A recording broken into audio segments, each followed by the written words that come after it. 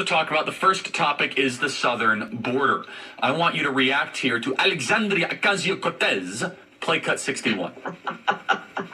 So often people want to say, why are you talking about the border crisis? Or why are you talking about it in this way? Well, we're talking about it. They just don't like how we're talking about it. Because it's not a border crisis. It's an imperialism crisis. It's a climate crisis. It's a trade crisis. This is not a surge. These are children. And they are not insurgents. And we are not being invaded. Which, by the way, is a white supremacist idea, philosophy. She's an unbelievable moron. And by the way, Kari, at AmFest, I had Ben Berquam, the great Ben Berquam. I was showing up IDs, Chinese nationals, Russian nationals. Why are we putting up with us being replaced and invaded? We're being replaced and invaded, Kari Lake. We have an international army that has moved in and invaded our country from all over the world. And when Ocasio-Cortez says these are children, she needs to get down to the Tucson sector ASAP. I'd love to take her on a tour, show her what's going on, take her over to the areas near Lukeville where people are pouring across. You know, it's so typical of the radical left. And I don't say Democrats anymore because, Charlie, the Democrat Party's been traded out. The Democrat Party isn't even in existence right now in politics. This is the radical Marxist left who calls everything a climate crisis or racism or imperialism. She has no idea what's happening on the border. The only climate crisis on the border, the only environmental crisis is on the border is all of the trash that's strewn all over. What really is a crisis is the crisis to the American people, to the American economy, to the American national security with what's happening at our border. And it's only a matter of time before there is a terrorist attack. And maybe then we'll be able to go back to AOC and ask her what she thinks then. No, she'll lie and she'll just spin it and she'll say, oh, it's because of MAGA Republicans who are the true terror threats. I mean, she's such a dishonest person and not wise. I want to play cut 62. Blue states are concerned with immigration via Google searches. Turns out diversity is not your strength if you live in a blue state. Play cut 62. What do voters think about immigration right now? Yeah, it's becoming a real top issue here. So the top issue facing the nation. Look, the economy is still number one. It was number one in August. It's number one now. But take a look at the immigration/border security. It was just 11% in August. Look where it's hopped to now, 19%. So it's closing in on the economy. The most Google searches for migrants by state. Look at all these states, Phil. They're all blue states. Illinois is 1, New York is 2, Massachusetts is 3, New Jersey is 4, Colorado is 5, and of course, there's been a lot of talk about the migrant crisis in both Illinois and New York, and it seems like even voters in those states, very blue states, states that Democrats win in general elections almost always, they are focusing on this issue. Stop calling them migrants. They're invaders. They're criminals. Kari Lake, your reaction. You know, it's interesting because you can start to tell when you see people running for office, like the folks I'm running against, Ruben Gallego and Kirsten Sinema, when they start to act like they care about the border, then you know that the Democrats and the people who are voting on the Democrat ticket are starting to let them know that they think it's a problem. When people in New York City are fed up, when people in Chicago are fed up, you know the Democrats have a problem on their hands. And that's why we're seeing people like Ruben Gallego now all of a sudden feign to care about the border, and Kirsten Sinema when they have voted over the course of 20 years between the two of them, 2 decades, to have the borders wide open. They fought President Trump at every step of the way when he wanted to get that border wall built. Now all they want to do, Charlie, is keep the problem going and pour money into the symptoms of the problem rather than fix the problem, which is stop people from coming over. And the problem is we don't have a strong leader in the White House. The Biden administration is weak. They have caused this entire problem. They're not. They don't understand how to negotiate with Mexico like President Trump did when he said, listen, we're raising tariffs on Monday morning if you don't get your military on the border and stop this insanity and stop these people from coming across. We don't have that right now. Joe Biden is so weak. He is the laughing stock of the world. And frankly, he's making us the laughing stock of the world. So just you had to speculate, Kari. You're running against two people. You're running against Kirsten Sinema and Ruben Gallego. And by the way, the polling is all over the place. Some polls show you up, some polls show you not up. It's an unpredictable race. You totally can win, and I think you could do it. And we need to all help Kari. But why do you think Democrats want the border open? Why are they okay with this? Well, like I said, I mean, it allows for them to pour billions of dollars into a problem. The Democrats always like the problem. They never want to fix it. That's why everybody was so resistant when President Trump said, we can actually fix these problems. We don't have to have a border crisis that lasts forever. And they want to pour money into, whether it be NGOs. You know, if you look at the money they want to pour into the border right now, Charlie, it's not to finish the wall and stop people from coming across. The money the Democrats want to pour in are to processing these people who are coming across illegally, as you call them, invaders. They want to process them. They want billions of dollars to be poured into busing them all over, getting them airline tickets, putting them up in hotels that's a city near you.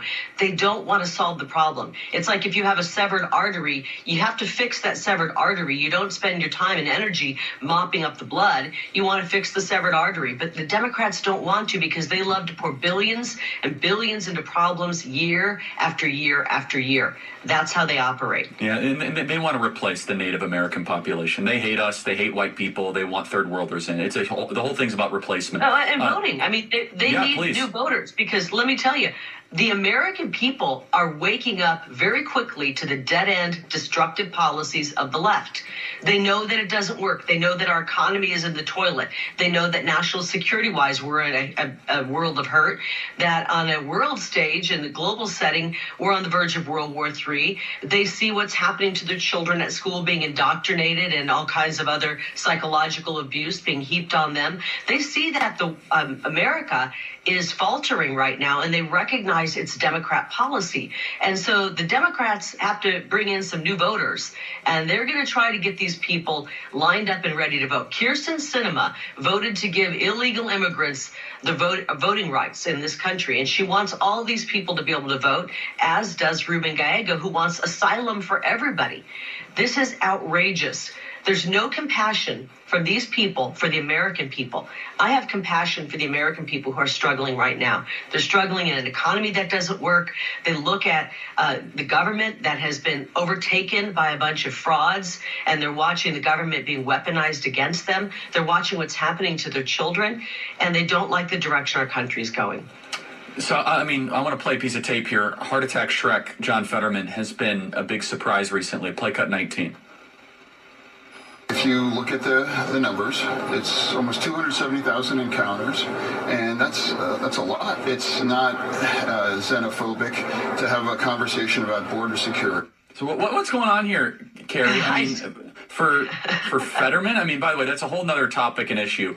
Is Fetterman, has he had a brain transplant? You know, are the meds kicking in? It's kind of strange. But for Fetterman to say that the border is an issue, and now are you seeing this in your race? I want you to just be very, what is Ruben Gallego saying versus his actions? And by the way, Kari, let's take a step back in just 2 minutes, because we have another segment. Walk our national audience through what's happening in your Senate race, because not everyone is totally, I think, filled in.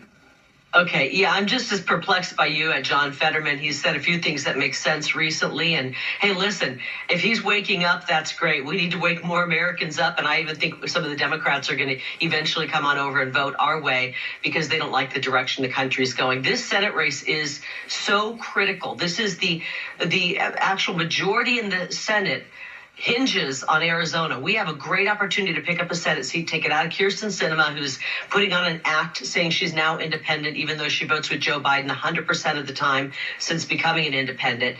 I'm up by 6 points in a new independent poll. President Trump is up 5 points, but we know that's not enough. We have to be up by even bigger margins here in Arizona. We need all hands on deck to get common sense solutions to the problems that we're all just dying to fix. And we know that there's a problem because the Democrats are now starting to act like there's a problem on the border. But we can't take their act where they say, okay, we're going to do something about the border, and trust them. As I've said, between these two, 10, 20 years combined in office, and they've done absolutely nothing except vote against border security, vote against strong energy policy, vote against proper education for our kids. They love the indoctrination. They love the garbage our kids are being forced to learn at school. And so we've got a real opportunity to pick up this seat. We can take back our border from the cartels, which are pushing deadly fentanyl into the hands of our young young generation, and we can turn things around. And Charlie, I have great confidence that we will turn things around. I know President Trump has a great agenda. We need to have a strong Senate so he can get his judicial picks through, his SCOTUS picks, and all of his cabinet appointees through as well. Kari Lake, stay right there. We have you for another segment. Boy, I really hope that you become a senator. That would be one of the more fun things to witness. All right, stay right there. Kari Lake continues with us. So, Kari, the border is a major issue. Another top priority, and we've been talking about this, I've had parents come up to me in record numbers, is the transing and grooming of our kids and this idea of parents' rights. I'm sure you're hearing this on the campaign trail. Talk about how that is going to be a primary concern for you as you run for the Senate in 2024. It's painful to see what they're doing to our kids. I just mentioned the indoctrination. Beyond that, our kids are being psychologically and mentally abused in school with all of this garbage that's being pushed on them. They know something's wrong. They know it doesn't make sense. It's being forced on them. And as a mother, I'm the only mother in the race. It pains me greatly to see and hear stories about these young people that are being forced into this. No, there's no other way of looking at it. We're seeing dads lose parental rights of their kids because they're trying to push back against what's being hoisted on their sons. It's got to stop. We're going to look back at this, Charlie, as one of the darkest moments in our history. And we're going to have to do some serious work with these children who've been indoctrinated into thinking that they can be a different gender.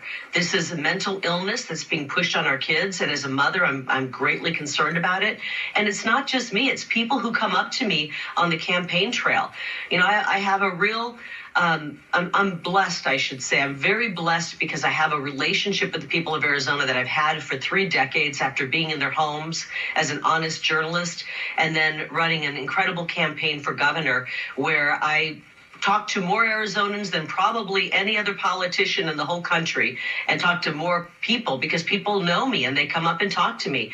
Parents, and guess what? Students are disturbed by it. They don't like what's being pushed on them at school. And if we don't get serious about educating our kids, we're going to have an entire generation of kids who are unemployable. They will not have the skills to do the jobs that are out there. And we're already seeing signs of that. You just mentioned your book talking about what a scam college is. And this is why one of the policies I'm going to be pushing in the United States Senate is pushing to get more kids into skills training and career training where they don't end up $100,000 in debt and unemployable, where they actually end up with great skills. And not only are they employable, they can start their own company and grow a company and live the American dream. So Kari, I hate to put you on the spot here, but at America Fest, you were the #1 write-in candidate for VP. We didn't have you on there because of obviously the Senate race. I mean, I'm sure, would you accept that as your priority on the Senate race? Because I'm sure people are mentioning you like crazy to be vice president for Trump. You know, it's kind of funny. We have so many incredible people in our movement, Charlie. I've even heard your name mentioned. So, hey. Well, I'm not old enough. I'm putting you on the spot. I'm not old enough. But what I'm saying is we have so many incredible people in our movement that President Trump has a large pool of great contenders to choose from. My focus right now is my U.S. Senate race and getting President Trump the victory he needs. Honestly, I am gravely concerned about our country. We have to fight like heck to get President Trump to win. The polls show he's up 55 and 60 points. I don't rest lightly on the polls, because I've had polls that showed us up 12 points, and we've seen what happened in elections in the past. So we have to be up, and we have to fight hard for President Trump.